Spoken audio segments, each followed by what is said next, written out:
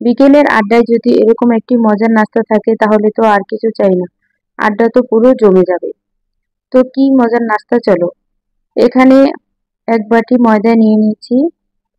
তারপর এখানে দিয়ে দিলাম 1 চা চামচ পরিমাণ জিরা, কালো জিরে, স্বাদ মতো লবণ। এগুলো দিয়ে আমি সুন্দর করে আগে শুকনো উপকরণটাকে মিশিয়ে নেব। তোমরা চাইলে এখানে ময়দার পরিবর্তে আটাও ব্যবহার করতে পারো। আমি এখানে ময়দাটা নিয়ে নিচ্ছি। তারপর এখানে দিয়ে দিলাম 2 টেবিল চামচ পরিমাণ রান্নার রেগুলার সয়াবিন তেল। এগুলো দিয়ে সুন্দর করে আমি একটু হাতে মেখে নিচ্ছি। দেখো আটার ডোটা কিভাবে তৈরি করতে হবে সেটা একটু তোমাদের দেখাই। এভাবে চেপে চেপে দেখবে, যদি তলা পেকে যায় তাহলে তোমার ডোটা পুরো রেডি। তো এখানে আমি এই তো নর্মাল ঠান্ডা পানি দিয়ে, অল্প অল্প পানি দিয়ে একটা মসৃণ ডো তৈরি করে নিব সিঙ্গারা বানানোর জন্য। তো দেখো একটা ডো বানিয়ে নিয়েছি। উপরে একটু তেল দিয়ে দিলাম। তারপর এটাকে ঢাকা দিয়ে রেস্টে রেখে দিব আধা ঘন্টার জন্য। তোমাদের হাতে সময় কম থাকলে 15 মিনিট রাখতে পারো, সমস্যা নেই। তো এখানে নিয়ে নিচ্ছি আমি আলু। সিঙ্গারার পুরটাকে তৈরি করে নিব প্রথমে। চুলায় একটা প্যান বসিয়ে দিলাম। তারপর এখানে দিয়ে দিলাম পরিমাণ মতো তেল আর কিছুটা পেঁয়াজ কুচি। প্রথমে আমি সিঙ্গারার পুরটাকে তৈরি করে নিব। পেঁয়াজটাকে একটু ভেজে নিলাম। তারপর এখানে দিয়ে দিলাম অল্প একটু পরিমাণে আদা রসুন বাটা, সামান্য একটু পানি। তোমরা যদি এই প্রসেসে সিঙ্গারা বানাও, বাজার থেকে আর কিনে খেতে হবে না। ঘরেই তৈরি করে নিতে পারবে চটপট স্বাস্থ্যসম্মত সিঙ্গারা। সম্পূর্ণ ঘরোয়া মশলায় সহজ পদ্ধতিতে আজকে রেসিপিটি শেয়ার করেছি। একটু দিয়ে দিলাম একটু হলুদের পাখি, একটু মরিচের পাখি, আর একটু জিরা গুঁড়া।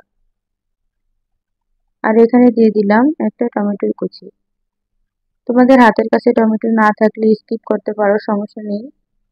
তো মশলাটাকে একটু কষিয়ে তারপরে দিয়ে দিলাম কেটে রাখা আলু। এখানে আমি ছোট ছোট করে আলুটাকে কেটে নিয়েছি, এতে করে তাড়াতাড়ি সিদ্ধ হয়ে যাবে বা পুরটাও খুব স্বাদ হবে। তারপর ঢাকনা দিয়ে আমি কিছুক্ষণ জাল করে নিয়েছি। তো আলুটাকে মশলার সাথে সুন্দর করে কষিয়ে নিয়েছি। আবারও কিছুক্ষণ ঢাকনা উঠিয়ে নেড়ে চেড়ে দিলাম। এরপরে আমি দিয়ে দিব পরিমাণ মতো পানি। আলুটা সিদ্ধ হওয়ার জন্য যতটুকু প্রয়োজন ততটুকু পানি দিয়েছি। তো দেখো আমার রান্নাটাও হয়ে গেল। এই পর্যায়ে দিয়ে দিব আমি 2টি কাঁচামরিচ কুচি করে। তোমরা তোমাদের পরিমাণ মতো ঝাল দিতে পারো। আমরা ঝালটা একটু কম খাই তাই একটু কম দিলাম, ছোট বাচ্চারা খাবে তো এই জন্য। তো সবশেষে দিয়ে দিলাম এখানে একটু গরম মশলার গুঁড়া। এতে সিঙ্গারার পুরের স্বাদটা আরো ভালো আসবে, খেতেও অনেক মজা হবে। তো একটু গলে নিলাম, তারপর আমার পুরটা রেডি। এদিকে দেখো আমার ডোটাও এতক্ষণে সেট হয়ে গেছে।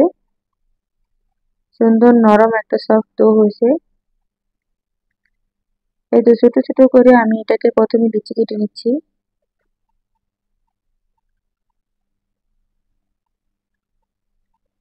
তারপরে এটাকে আমি বানিয়ে নিব। কোন প্রসেসে বানাই তোমরা একটু দেখো।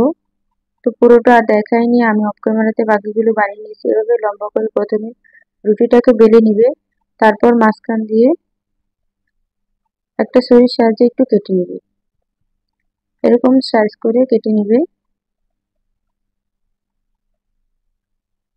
এই তো সবগুলোকে আমি বানিয়ে নিয়েছি প্রথমে। তারপর সিঙ্গারা বানানোটা তোমাদের সাথে দেখাই। প্রথমে এভাবে একটা ভাঁজ দিবে।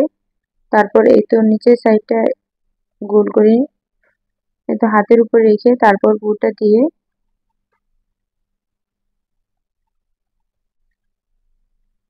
গোল করে মুখটাকে বন্ধ করে দিবে।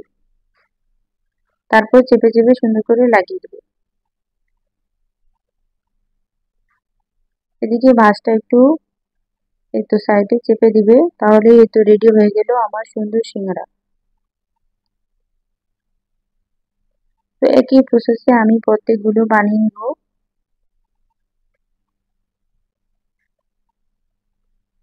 সবগুলো সিঙ্গারা আমার বানানো হয়ে গেছে। এবার আমি এগুলোকে ভেজে নেব। এই তো কড়াই আমি তেল গরম করতে দিয়েছিলাম, তেলটা আমার গরম হয়েছে। তো পুরোপুরি গরম করবো না, তেলটা হালকা গরম থাকতেই দিয়ে দিব, কারণ বেশি গরম হয়ে গেলে সিঙ্গারাটা ক্রিস্পি হবে না, মুচমুচে হবে না। তো অল্প আঁচেই আমি লো আছে এটাকে ভেজে নিব। আস্তে আস্তে ভেজে নিলে এতে খেতেও খুব মজা হবে আর অনেকটা মুচমুচে হবে। তো দেখো আমি কোন প্রসেসে ভেজে নিচ্ছি, তোমরাও ঠিক এভাবে ভেজে নিবে, তাহলে খেতে খুব মজা হবে।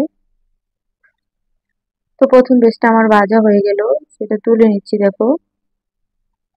এরপর দ্বিতীয় বেচটা ভেজে নিব।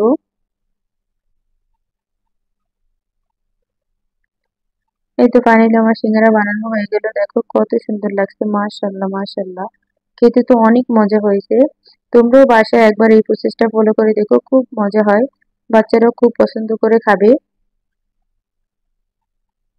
আমি তোমাদের একটা ভেঙে দেখাই, দেখো ভিতরটা কত সুন্দর হয়েছে আর উপরটা হয়েছে মচমচে। তো সস বা সালাদের সাথে তোমরা এটা পরিবেশন করতে পারো। সবাই ভালো থেকো, আল্লাহ হাফিজ।